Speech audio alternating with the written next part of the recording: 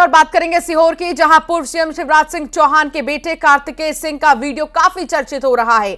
बुधनी विधानसभा के भेरुंदा में कार्तिकेय सिंह ने कहा कि आपसे किए हुए वादे निभाने के लिए अगर अपनी सरकार से भी लड़ना पड़ा तो इसके लिए भी कार्तिकेय तैयार हैं। आगे उन्होंने कहा कि अपनी सरकार है, इसकी नौबत नहीं आएगी, लेकिन अगर ऐसा हुआ तो पीछे नहीं हटूंगा। साथ ही उन्होंने कहा कि शिवराज सिंह जी ने इस चुनाव में इतनी मेहनत की जो किसी के लिए भी संभव नहीं था। शिवराज सिंह चौहान के बेटे कार्तिकेय का बयान, और उन्होंने कहा कि अगर आपके लिए काम करना है और इसके लिए मौजूदा सरकार से भी लड़ना होगा तो वो भी करूंगा। मैं नेता तो नहीं, लेकिन बावजूद उसके आप मुझे इतनी इज्जत देते हैं।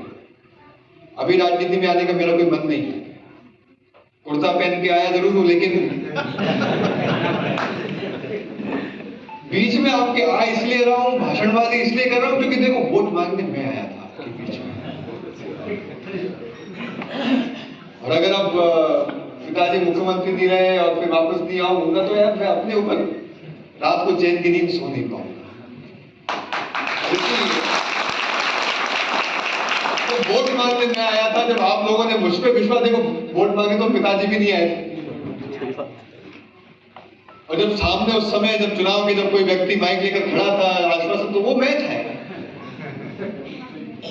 और इसीलिए जब आपसे उस समय मैंने वादा किया था तो उस वादे को निभाने के लिए मैं वापस आया, और वादे को निभाने के लिए किसी भी हद तक जा सकता हूं। वैसे तो लड़ने की आवश्यकता नहीं पड़ेगी, अपनी सरकार है, लेकिन लड़ना पड़ा